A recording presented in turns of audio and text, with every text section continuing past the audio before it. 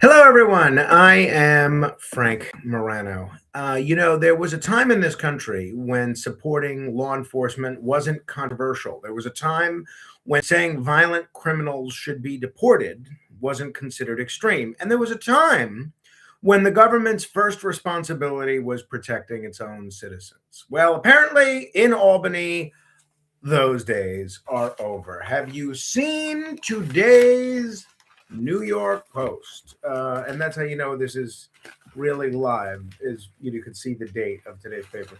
This really look at this. New York freezes out ice because this week Governor Kathy Hochul and the Democrats in the state legislature passed one of the most radical sanctuary state packages anywhere in America. And let's be honest about what this really is.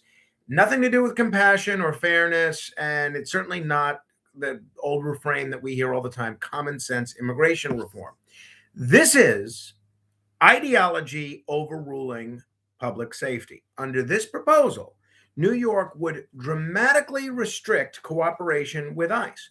Local governments and public employees would face new barriers when interacting with federal immigration authorities. ICE agents would be restricted from many public spaces, and Nassau County's cooperation agreements with the federal government would effectively be outlawed. Think about how backwards this is.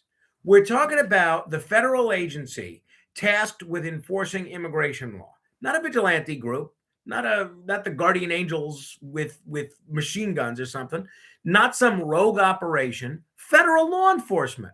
And Albany Democrats are treating ICE agents like they're the problem. Meanwhile, ordinary New Yorkers are dealing with rising disorder, overwhelmed public systems, migrant shelters in communities that never asked for them, homeless shelters in communities that never asked for them, and violent crime committed by people who should never have been in this country in the first place.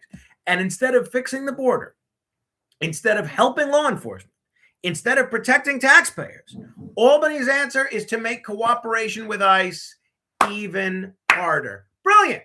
Brilliant. You know what's especially frustrating? The people pushing these policies never seem to suffer the consequences themselves. It's not the political class riding the subway at 2 o'clock in the morning. It's not the political elites passing these bills who are worrying about public safety in the outer boroughs. It's not the political class competing for already strained city resources. It's working people. It's cops. It's taxpayers. It's neighborhoods that feel ignored by the very people who claim to speak for them. Now, look, I want to be very clear about something. You can support legal immigration and still support ICE. You can believe in treating people decently and still believe countries need borders. You could support immigrants while also believing violent criminals should be deported. In fact, most normal people believe all of that. But apparently, in today's Democratic Party, especially here in New York, even basic immigration enforcement is treated like some kind of moral offense.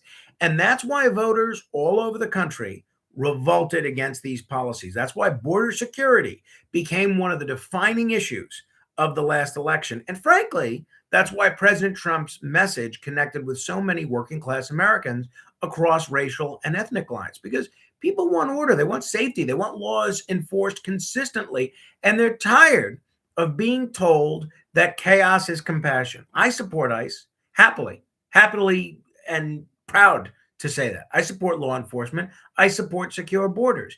And I support putting the safety of law-abiding New Yorkers ahead of ideological activism coming out of Albany.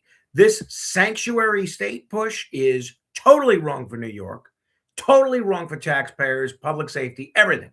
It's legally wrong, morally wrong, ethically wrong. And ultimately, it's wrong for the immigrants who came here legally and played by the rules. New Yorkers deserve better than this. And the good news is the people still get the final say. I hope they keep that in mind when they go to vote. All right, comment as you see fit. Please share this if you care to.